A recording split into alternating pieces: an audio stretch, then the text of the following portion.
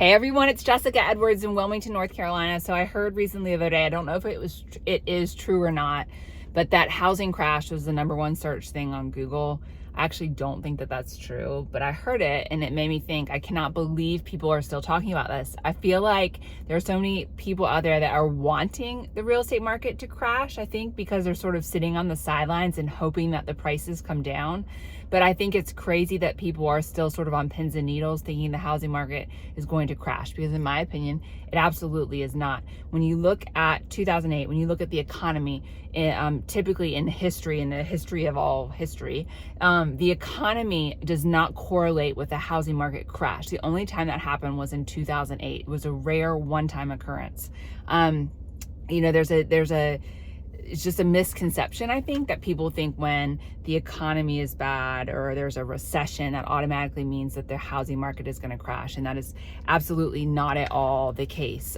We are still seeing, the average American homeowner has over $200,000 of equity in their property that they own. And a lot of people on top of that have that down payment. They put down that 20% or whatever it is. And people are sitting on this equity in their houses, but they're also sitting at fixed interest rates. I think the number is somewhat like 85%-ish of all mortgages are under 5%, and 70-something% of all mortgages are under 4%. So when you think about that, most people that are sitting at a 4% mortgage or less than that, or even 4.5%, are not going to sell their house even to get that equity out to go into a 6 or 7% mortgage rate. And it basically boils down to supply and demand, and that's what affects pricing in any industry or any marketplace or anything. Right now we are still seeing that lack of supply, but that demand is still really, really high. Historically, there at any given time, there are usually I think the number is somewhere around 1.6 million properties on the market at any given time, and we are averaging half of that still. So when you think about it, there's just half of the amount of properties that are usually available. We are still dealing with, some people estimate, like a 5 million amount of houses short from the 2008 crash, where there was less built over a few years, whatever, that we're still 5 million properties short of what is needed in the US. And so it's just basic supply and demand. We are still seeing in this market multiple offers.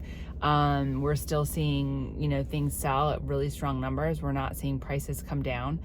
People ask me all the time, well, where do you think that supply is going to come from? And that's the question. That's the question everyone wants to know. And to me, I would guess it would take years, and it will take years to get back to sort of a healthy supply level, or where we were pre-pandemic, or it would take some astronomical event that's unexpected, sort of like COVID was, to shift things in the real estate market. There's nothing that people can predict, calculate, pinpoint, track, that I feel like is going to tell anyone where that supply is going to come from. I do think potentially, could it force more people to rent, where there's more rentals?